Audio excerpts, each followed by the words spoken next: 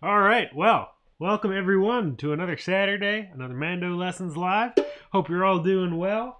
It's kind of cold here, and it snowed a couple inches over the last couple days, so I'm happy to be inside drinking a cup of tea and hanging out with a bunch of mandolin enthusiasts. Looks like we got people from all over, around 50 people already in here, which is great to see. We've got, let me zoom in on my camera here. A little behind today, but let's see. Oops, that was not what I wanted to do. Let's try that. That's better. Whoa, too much. All right, now I can read the chat here. Oh, more or less, because it's a little frozen. All right. We've got Sheldon from Minnesota, Dan's Tune from California, Karen from Scotland, Andrew already with the super chat donation from Minnesota. Thanks for joining. Thanks for the super chat donation. Donations through the YouTube system are called super chat donations, but there's also a way to donate through the website, either Patreon or PayPal if that's more your speed. That said, this sort of stuff's always going to be free, but I appreciate it all the same. Helps me keep this channel trucking and keeps new lessons coming out. So I appreciate it, Andrew. Andrew has a request for Coleman's March. Can definitely do that. I'll jump on that after I catch up with everybody here. All right, New York, Jerusalem, South Carolina, Michigan, Tel Aviv, Barcelona, Idaho, Texas, Illinois, Michigan, Montana, Indiana, New Orleans, New York, Georgia, request for Salt Creek, Canada, Ontario, Canada, Tennessee. All right, thanks for joining, Denver. Greer, tuning in from Tennessee as a first time live chat watcher. Glad to have you here. AC Mullane is here from Cork, Southern Vermont. Oh, somebody says, am I tuned to 432? Oh, I am quite flat. I'll fix that. Thank you for the heads up, Chip. I just pulled this thing out of the case. It was in tune with itself, but not the rest of the world.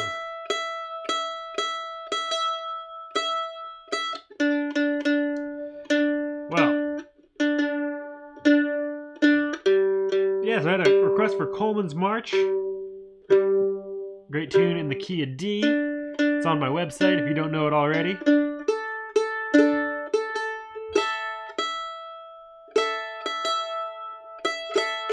Oh, we got light streaming in the background. Let me do this real quick. Cut down on the reflections a little bit. Well, a little bit, but not perfect. It's really streaming in. It's all that snow to reflect off of. Alright, so we'll play a little bit of Coleman's March and then jump into some questions. But if you haven't been here before, this happens for about an hour every Saturday that I'm around anyway. Love hearing where people are at. No questions too advanced or too basic. It's all good. So let me know where you're coming from and what you've been working on. If you have any questions, I love diving into stuff. And I'm also happy to take requests as long as they are in the public domain and not going to get me in trouble with copyright laws. So here's a little bit of Coleman's March.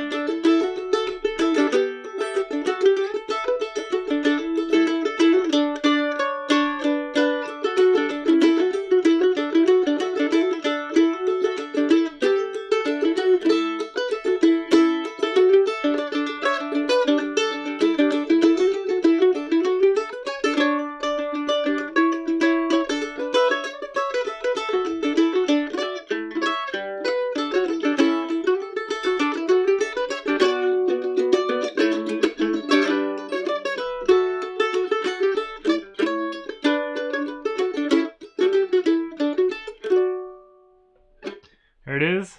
Great tune called Coleman's March. It's a great tune fast, a great tune slow, great tune kind of in the middle.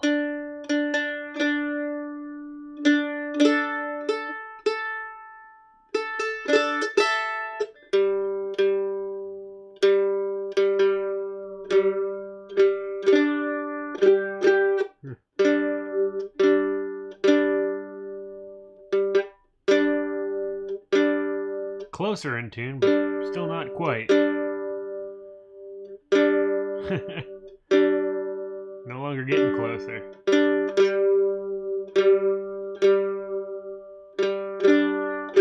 There we go.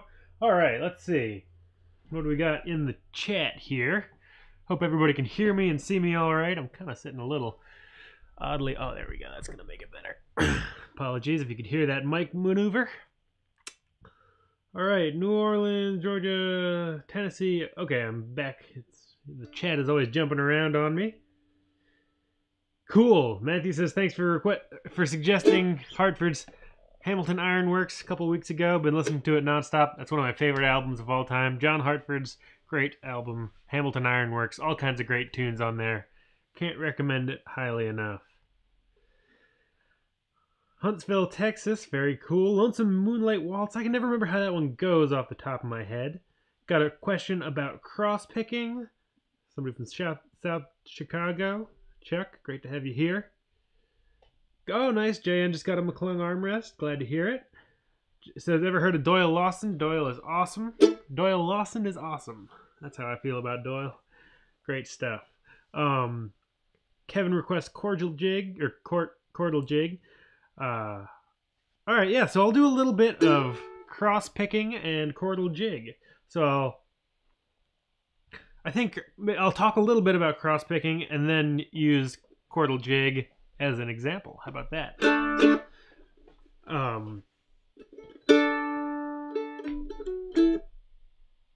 think that's chordal jig, but anyway, we'll find out. So yeah, cross-picking. I think one of the big things is like getting your right hand wherever it's going to be. So for a jig,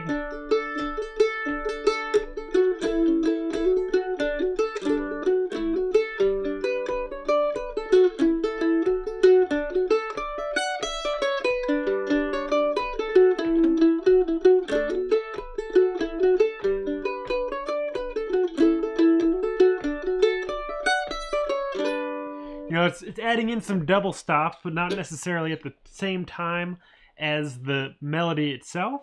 A couple lessons you can check out in the technique and fundamental section that might help you. I talk about, one's called, I think, octave substitution and chord tone substitution. And that can really help with cross-picking because it's going to line up your fingers to be in nice chord shapes, and then you can really just kind of experiment more than anything else with your right hand. So instead of, if the melody's going, you've got a couple long notes in there.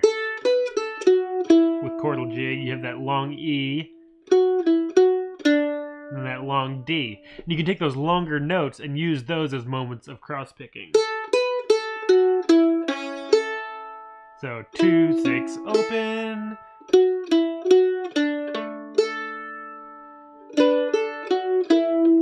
So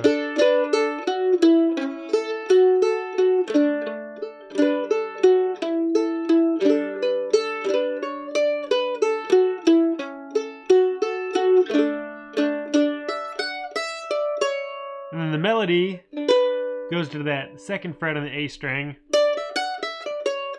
But instead of hitting that second fret right off the bat, what I'm going to do is,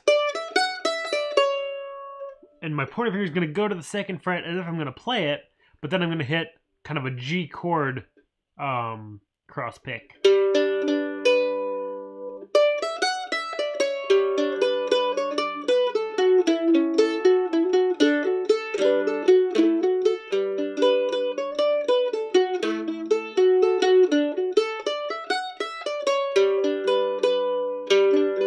And that's sort of chord tone and octave substitutions to create other strings that you're going to play on to get those cross-picking patterns. And I think a lot of it is in your right hand, thinking about if you're in a jig pattern, really getting that down, up, down, down, up.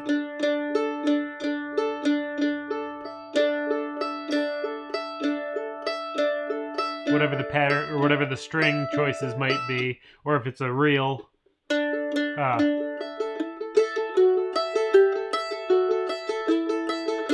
Something like that. So there's a bunch of lessons on the website, some in the strum pattern, in the technique and fundamental section, those chord tone substitution and octave substitutions I was talking about, right hand patterns for reels and jigs, all that stuff kind of added together will create some nice strum pattern and cross picking techniques for you in your right hand. So I'll play through the whole chordal jig and just maybe give you some ideas of how I might go through and add a lot of cross picking to a jig. I'll even zoom into my other key here. Where is it? Oops. All right.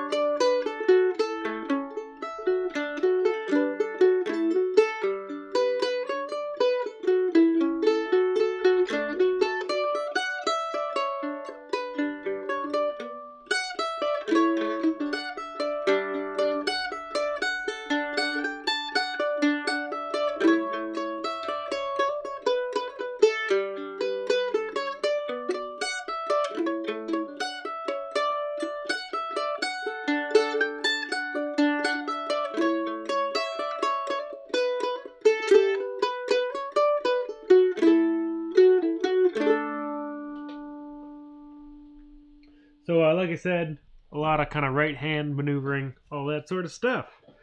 All right, hope that helps out with your question a little bit. Is Jerusalem Ridge copyright? Yes, it is. It's a Kenny Baker and Bill Monroe tune. So, unfortunately, I can't do that one. Let's see, what do we got? What's a good way to stretch and strengthen my pinky for G chop chords? From Chuck and Pluck. Or, sorry, Chuck and Pluck. Chuck Pluck 63. What's a good way to stretch and strengthen my pinky? I've got a lesson, actually, in the technique and fundamental section. One thing that I really talk about a lot with getting, whether it's a G chop chord, that classic G shape that's a little kind of a bit of a bear on a mandolin, is try building it backwards. So start with your pinky, 7, ring finger on 5, pointer on 2, middle on 3, and kind of work backwards, because we're very used to kind of going forwards, at least I was in the beginning, going, here's my G chord, adding a 5th and a 7th. Try 7, 5, and then adding your G chord. Another thing you can do is just run scales like the FFCP, which is 4-finger closed position scales. I've got a couple lessons on learn to play in every key, I think is what it's called. And I go through that pattern. It's also available as a PDF through jazzmando.com. That gives you a lot of nice pinky exercises. There's also a Mike Marshall book called Finger Busters that has a lot of pinky exercises in it. And anything you can do to really put your pinky to work, whether it's running scales or tunes or just anytime you have an open string trying to hit the 7th fret below, trying to move up into unfamiliar keys to put your pinky to work, all that stuff, the more you use your pinky, the easier it's going to get to put it into action on those chop chords.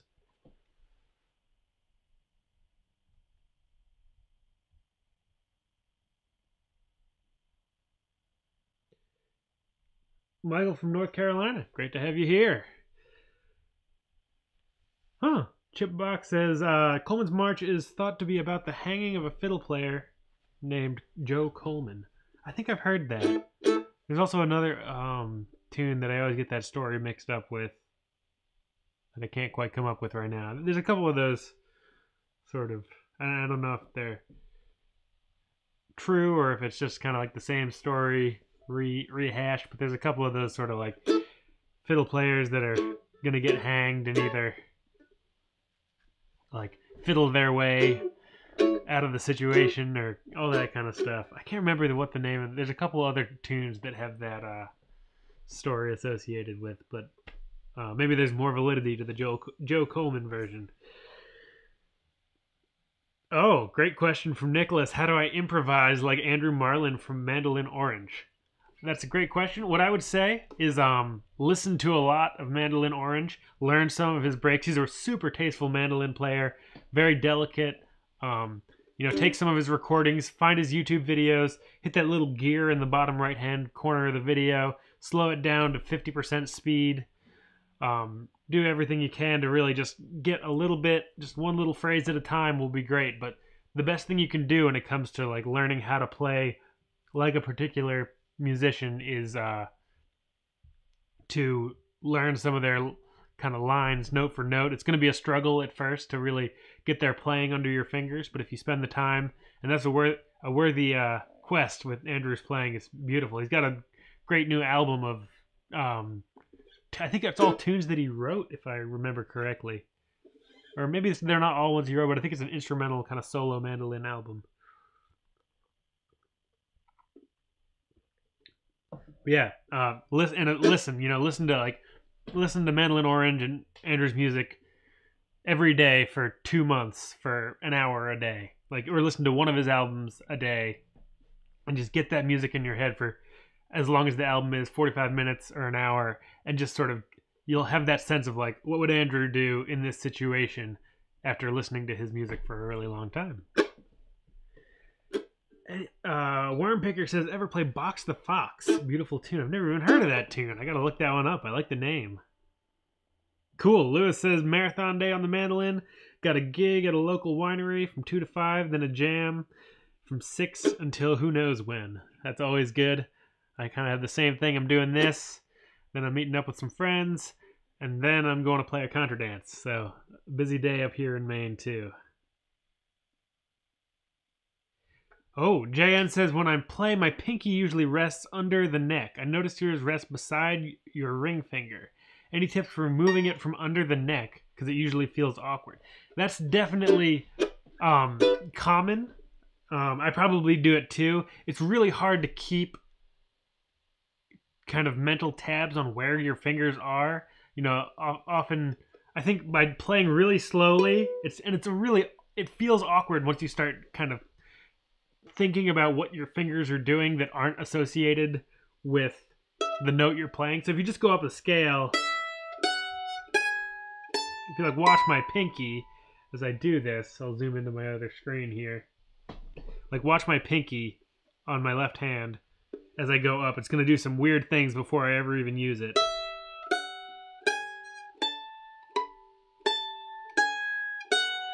It's moving around a whole lot more than I need to. And I'm currently working on that myself. I'm going to see if this will work here. Getting blasted by the sunshine today. There we go. That's better.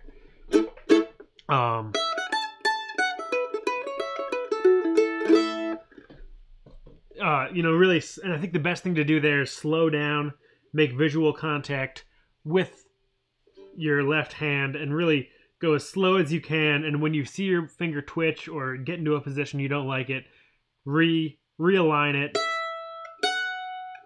So when I do that, and my pinky goes up, I'm going to look at that and go. It's going to be slow going and a little frustrating. So, only spend 60 seconds a day working on this. Not even that, work on that little thing, because it's a very muscular thing going on. It's a lot of habit and a lot of kind of built up muscles over the years. So don't, it's just going to be frustrating to spend an hour trying to fix your pinky. But just, take 5 seconds every time you pick up the instrument to be like, okay, let's see if I can get my fingers to do a little bit more of what feels natural and what they should be doing. And it's a tricky thing to kind of work through those long hardened habits.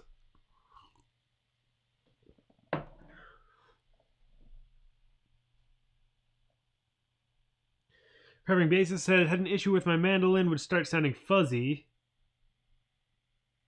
Then sound fine again, then bad. Was driving me batty. Then I pressed on the pick guard and it stopped. Yeah, that often will have like either sometimes it's the way the pick guard's connected to the instrument, or sometimes there's a little like pad underneath the pick guard that rests on top of the mandolin sometimes, but sometimes floats free.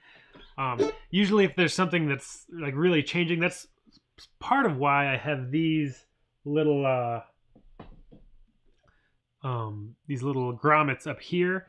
Is one day I sat down in a room to like make some lessons, and I would like hit. I think I was playing a B flat chord, and it would just ring out this B flat into kind of mysteriously out into the world, and I would hear it kind of ringing in my room, and I was like, where is that coming from? So I like had a bunch of instruments on the walls, and I like took them all off and put them in cases and covered cases with blankets, and I was still getting this sound, and ultimately figured out that it was there was like a B flat ringing off of one of these strings up here. So if you're getting weird sounds or like quickly changing muffled sounds, definitely see if there's something on the mandolin that's making that happen.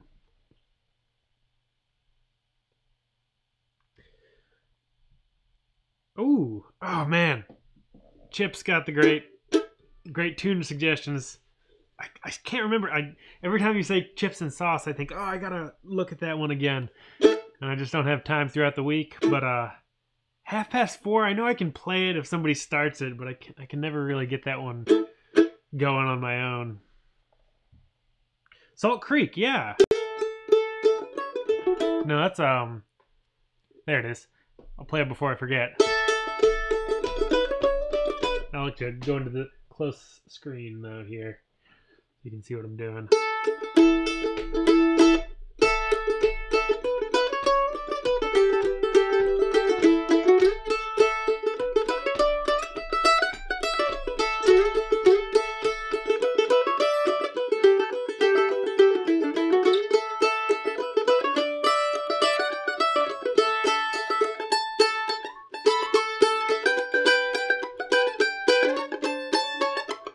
It's been a while.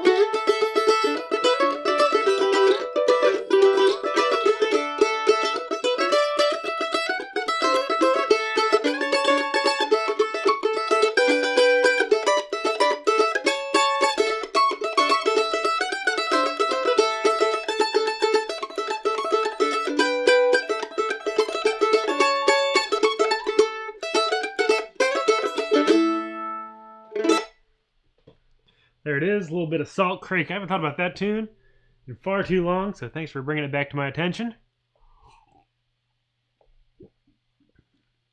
Never Forget My Broken Heart from Chris Cornell. I don't know that one.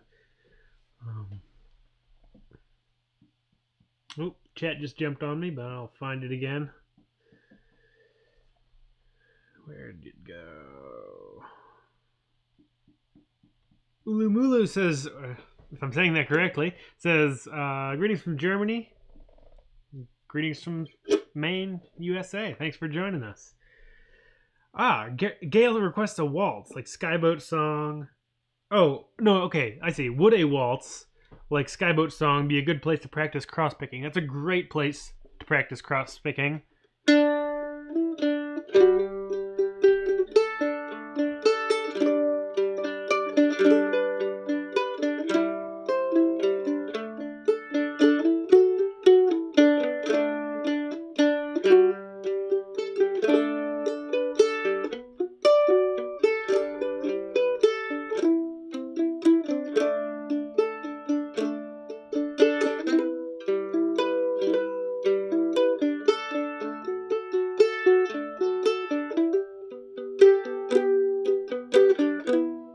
etc.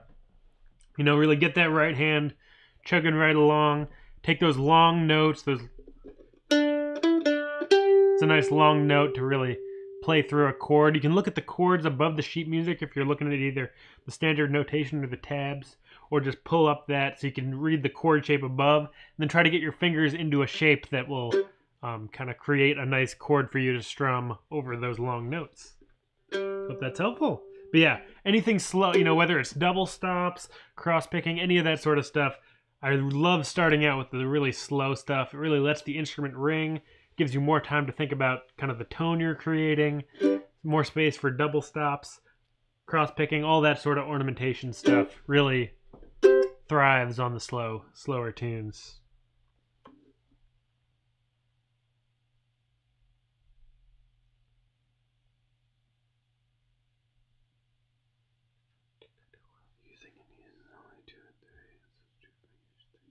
Yeah, so AC Mullane says, in terms of like strengthening your pinky, I think, says you can shift your hand. So instead of going, you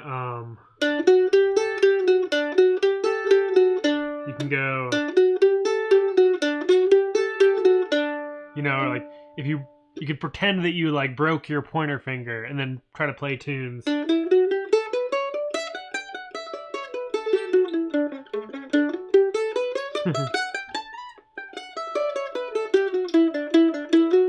I think that's fine as long as you don't like make it a habit of doing that too, of kind of doing that so much that going back to normal is feels awkward. But definitely a little bit of that definitely will warm your pinky up, and I've done that in the past as well. Chip, thank you so much for the super chat donation. I feel like I'm falling behind, and that happened a while ago, but I appreciate it all the same.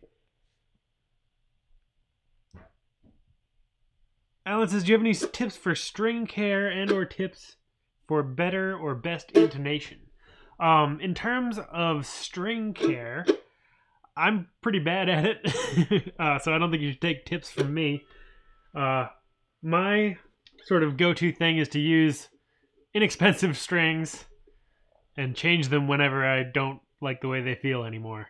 And I buy them kind of in bulk a lot of the time, because in the summers anyway, if it's hot out and humid and I'm sweaty and I'm playing mandolin for like 10 hours a day teaching at a camp, I can burn through a set of strings in like a week. But then they only cost $5 to change. But you know, other people will wipe their strings down, especially like the underside. If you get like a microfiber cloth, just give it a quick wipe down on the top, then stuff it underneath the strings, between the strings and the fretboard. Make sure to get that side too, and that can help keep your strings lasting a little longer. What was the second half of that question? Better or best intonation? I think, you know, in terms of intonation, the best thing that you can do on the mandolin is really get your bridge in the right spot and make sure you have a properly cut nut, and that the bridge, I'll zoom in, because depending on the instrument, if it's old enough, it won't have this, let's see if I can get the light right, this kind of wiggly compensated top. So if you're having intonation problems, because you know you can't do anything about, you've got the frets that are just kind of in their spot. That said, if the frets are really divoted and worn out, then you can also have intonation problems. Or if your strings are really old, you'll start to have intonation problems. But then getting the bridge in the right spot, if it's adjustable, making sure that if the action's really high and you're pushing down really far to get to the fretboard, that's going to push your strings out of tune. And if your nut is cut incorrectly, then that can also turn into intonation problems. So there's a lot of different things. If you're having intonation problems, I'd say change your strings, see if it gets better, see what you can do in terms of getting the bridge in the right spot. There's a couple resources for how to do that out there on the internet. You can just, like, if you Google mandolin intonation, I'm sure there's a little guide on how to get your bridge into the right spot. And beyond that, if you're still having troubles, I would say bring it in to a well-respected instrument technician, luthier, somewhere in your area, and I bet he'll be able to help you get your mandolin sounding its best. Because it's, I mean, once everything's dialed in, you really, intonation is what it is. It's not going to be as perfect as on like a fiddle.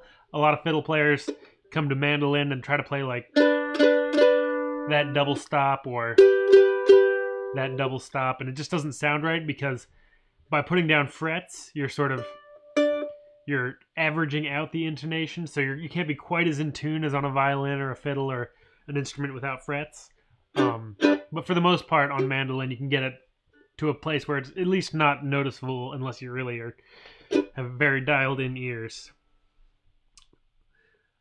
Michael says, do you ever play classical mandolin pieces? Not folk or Irish, but classical. Not in a long time. I've worked on some Bach in the past. There's a couple... I think there's some links on my website to some classical... I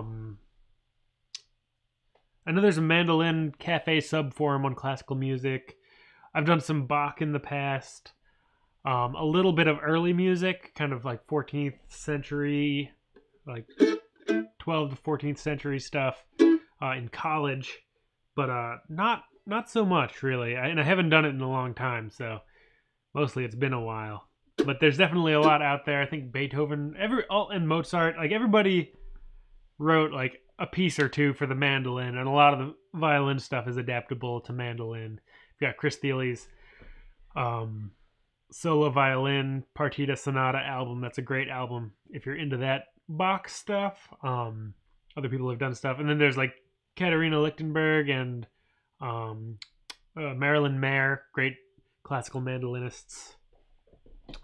But I haven't done a whole lot myself, just played around with it a little bit here and there. AC Line says, I remember muscles. I like that. Last of Callahan. Oh, that's a great tune. I learned that tune from, you guys know the fiddle player Raina Gellert? Great fiddle player, Dan Gellert's daughter. Okay, I think maybe you're talking about, Camp Chase is the one that I was thinking about. That's also about the hanging fiddler thing.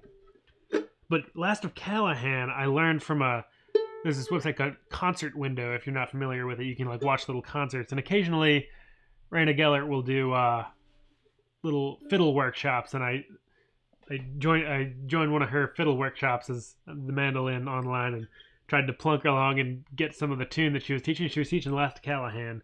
Awesome tune. I should remember how that one goes. G7 chop shape request from JN. Yeah, I'll zoom into the close camera for this. So my go-to G7, there's a couple. It's kind of a jazzy G7 chop. It's a 4th fret on the G string, 3rd on the D string, 5th on the A string, and not just those 3 strings. Don't play the E string. Very bluesy, jazzy sound.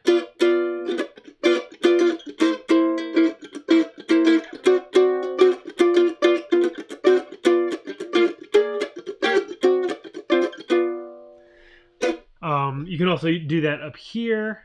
So on your D, A, and E strings, we have 3, 2, 3. I guess somehow you could add a 4th fret on your G string and get for a big G7 chop. You could also do that here. Where would it be?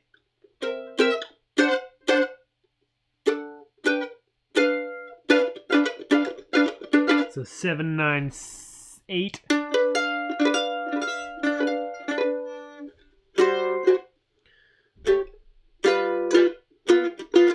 Do 4, 3, 2. Pretty much anywhere what you want is you definitely want a B note and a F natural, and then if you can get a D and or a G, that's good too. But that the B natural and the F natural are really going to define that G dominant 7 sound. So 4 and 3, or 3 and 2, 2 and 1. Those are all B, F natural, B, F natural. And then if you don't have a G or D in it, assume the bass player is going to be doing it, or the guitar player. Awesome. Denise says, I've started using a metronome. I find I'm hearing the tune rather than each individual note. Less mechanical and more musical. Yeah, it's great. Metronomes are such awesome tools.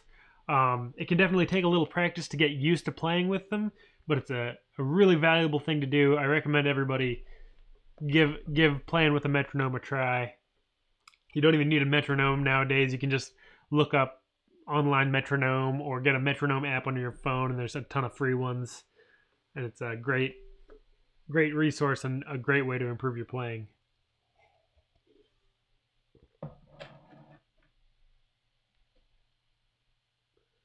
All right, I'm falling behind on the chat here when it just jumped, but I will do my best to catch up.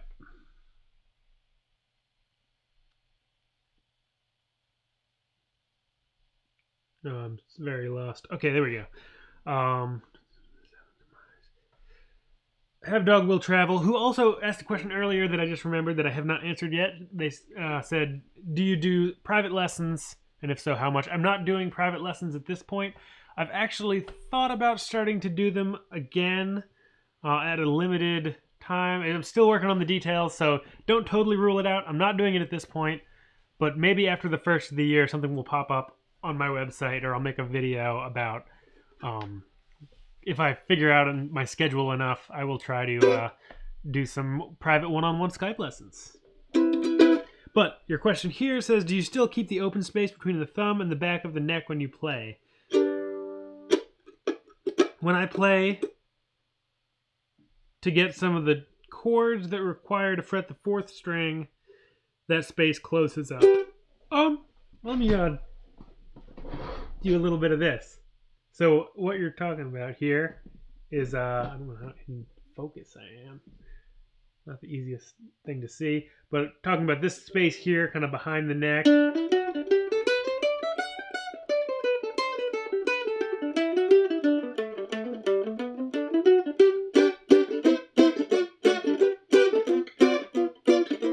You know, I think if there's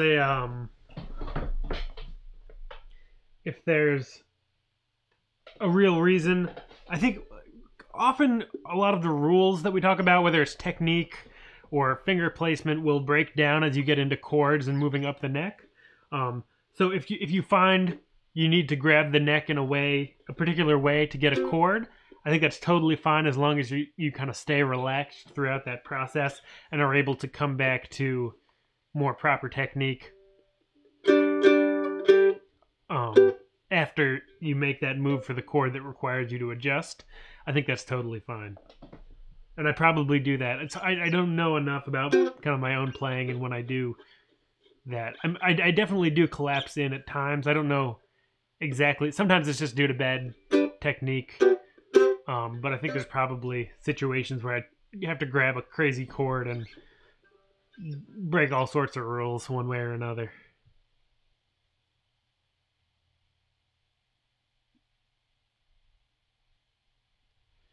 Shebag Shamor is a great tune. I can never remember how that one goes. Okay, I think I can do this one. I can't remember what key it's in, but I'll play it in G. It's either in G or D, I can just never remember.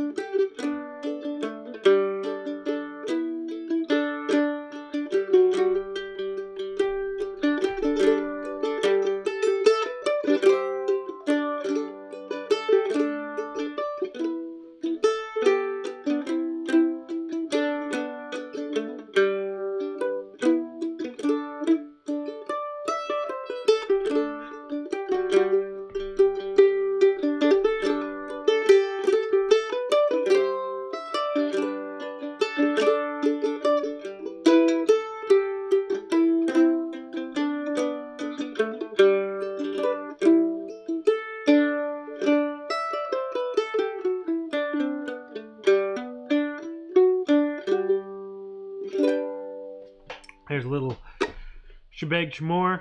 great O'Carolyn tune. After playing that, I think it's supposed to be in the key of D, but it also works in the key of G, apparently. So there you have it. Just move it up a string, and you got 2 keys for the same tune.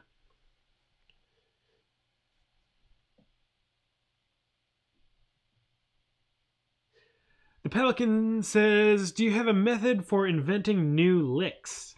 I think really my main thing for like licks is either kind of playing within the tradition, so like in the bluegrass tradition, just like listening to a bunch of bluegrass and letting that really kind of infiltrate my playing and my listening and seeing kind of what comes out of my fingers, or also just sort of, I guess it's kind of along those same lines, just like trying to either, I have a lesson out on kind of singing what you play.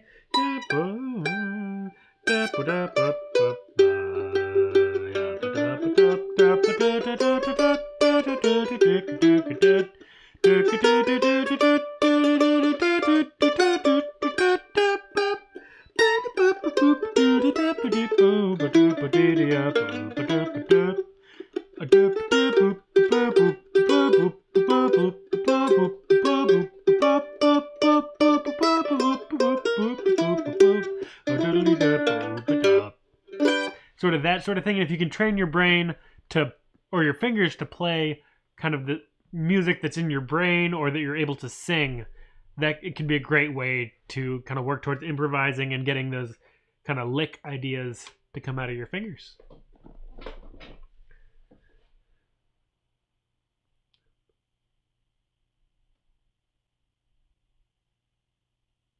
Perfect. Recovery Basics says, when I screw up, hey, just invented a new lick. Totally. That's, I think everybody does it. That's where licks come from. Oh, JN says, who's your favorite mandolin player? It's really hard for me to decide. I love them all. Chris Thiele got me into the mandolin. I love Andy Statman. I love David Grisman. Sam Bush is amazing. I love Bill Monroe. Ronnie McCurry is hard to beat. They're all good. I know I'm leaving out a million, but Lubins. Yeah. It's hard to say. Caleb Clodder from Foghorn String Band.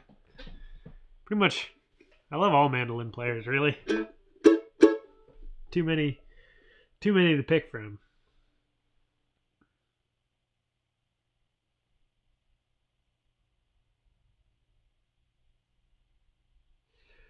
Alan says, are there any songs that utilize the upper frets on a mandolin? Yeah, I think a lot of the classical stuff, somebody was asking earlier about classical. If you get into kind of classical music, you'll start going up there.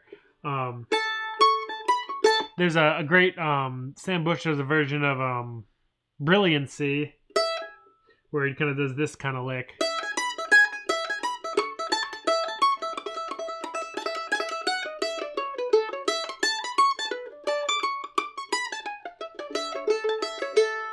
You can find tablature and recordings of that out there and work on that. It's definitely a little more technical, but it's a great skill to work on. And if you're really into that sound, that will sort of give you the I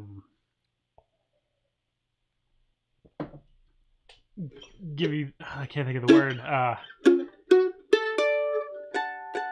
the inspiration, give you the inspiration for really following through and getting that sound out of your own playing. Jim Childress from Charlottesville. Road to Malvern is a great tune. Maybe we'll play a little bit of that. I don't know how we got to Jim Childress, but I'm glad to hear he came up. That's a great tune.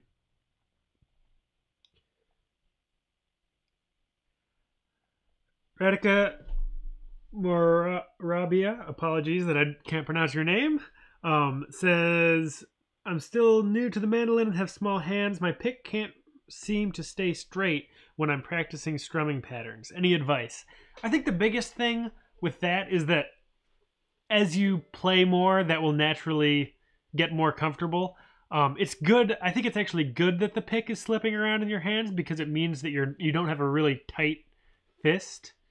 A lot of people will really kind of tighten down as hard as they can on the pick, and that really makes not as nice of a sound. So the fact that it is floating around a little bit is totally fine, as you play more, you'll learn to sort of just slowly always be constantly adjusting a little bit, and you'll get a little more adept at kind of keeping the pick where you want it. But I always say that if you drop the pick, you get 10 extra points.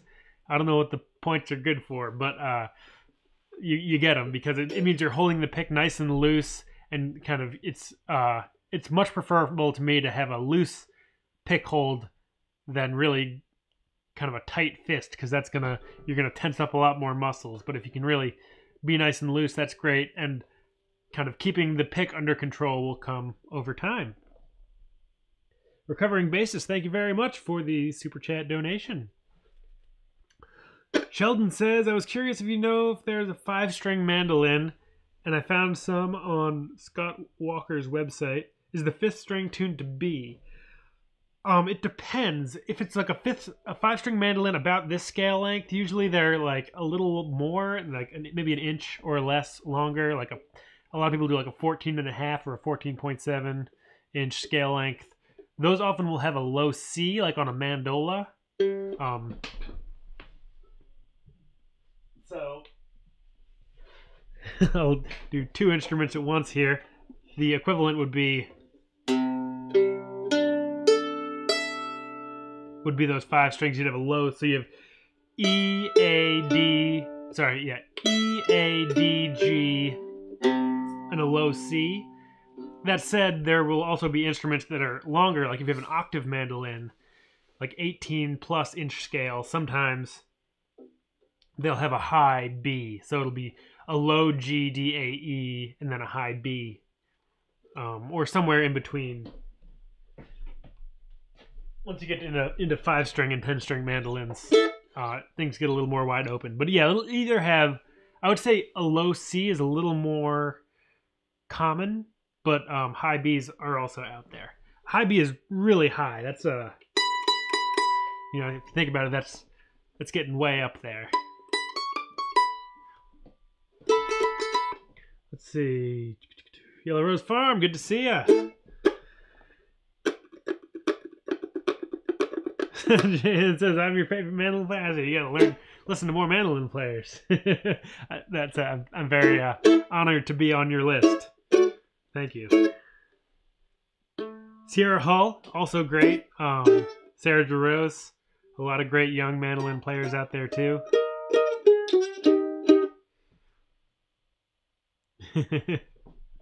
Old Dan Tucker, oh man. I can't remember how that song goes. I remember singing it in like elementary school, but I can't remember how it goes now. All right, I feel like I missed a. I think what we should do actually, it's 12:53. It's time for. Look at me, I'm gonna remember. Out on the Ocean. Thank you, Denise, for creating that list for me. It's time to play Out on the Ocean. It's getting towards the end of the hour, and it's time to play. Out on the Ocean. And then I will play something on the mandola to send us all home with. Well, I guess you probably already are home. But, yeah, let's play a little Out on the Ocean. And the way this works is we won't go too fast. If you don't know the tune at all, just try to pick up a little bit here and there. There's a lesson on my website if you want to learn it later on. If you know the tune and you want to kind of improve your skills, try adding in some double stops, some cross picking, whatever it is to kind of bring playing of that tune to the next level. Work on playing some chords. We'll play it through. I'll play the melody first, and you can either play the melody with me or the chords. Then we'll switch. I'll play chords, you play melody, etc. And just have fun with it. Not too fast. Like somewhere around there. 1, 2, 1, 2, 3, 4.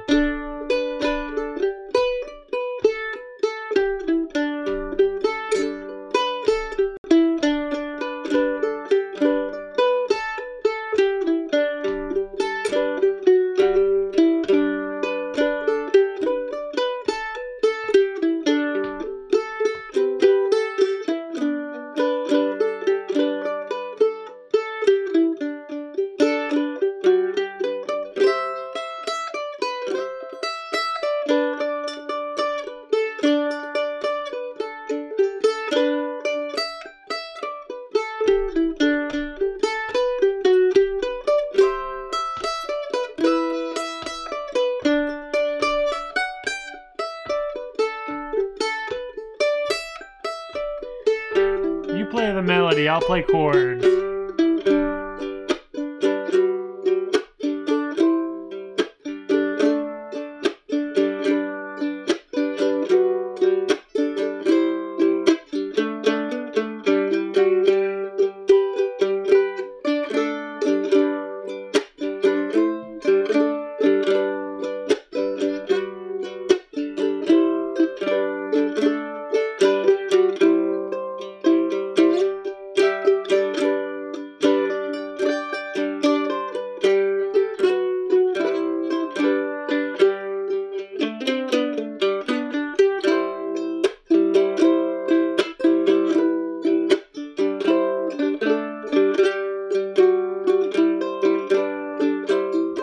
Pick it up a little bit. You play chords.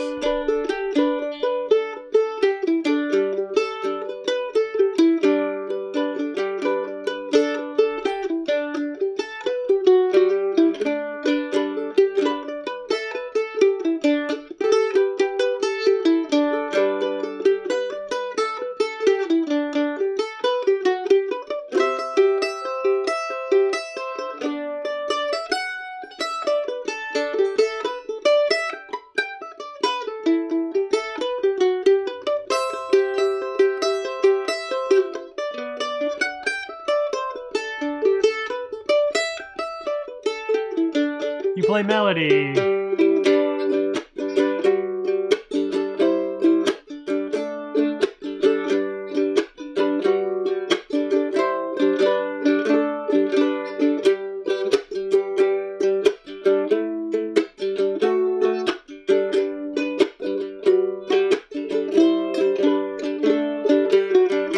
G part.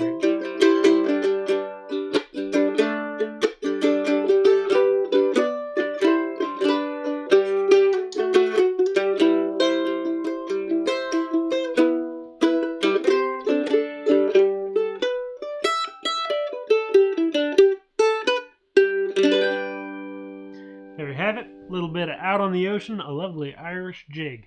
If you don't know that one already and you want to learn it, it is on my website. It's a tune that most people will know in Irish sessions around the world, at least as far as I've discovered. And if people don't know it, they'll want to know it after you play it for them. So I highly recommend learning that one if you don't know it already. All right, well, this has been a great hour. Thank you all so much for spending your Saturday morning or afternoon or evening, whatever time it is in your part of the world. I appreciate you coming and hanging out with a bunch of fellow mandolin players. Oh yeah, we have to choose next week. Yeah, let's go for the Wren. I think, Jan, you suggested that one last week. So let's do the Wren next week. That's a great tune. Yeah, it's on my website. And yeah, we'll have fun with that one. That's a good one, and that got suggested last week and didn't make it for this week. So next week is the Wren, except I'm not going to be here next week. Let me look. I might be gone for a couple weeks, but whenever we next do one of these, it'll be... So I might be here in 2 weeks, but I'd be getting back like that day. So definitely 3 weeks from now, maybe 2 weeks. Gonna be gone for the holidays, or for Thanksgiving anyway, and Christmas. But I'll be back for a couple weeks before then, and it's too early to be thinking about Christmas, really. I'll play a little bit of Mandola to send everybody home with. So for those who aren't familiar, this is a mandola. It's tuned like a mandolin, except down a fifth, so it's C, G, D, A. So if I play a G chord, it comes out as a C chord. And let's see.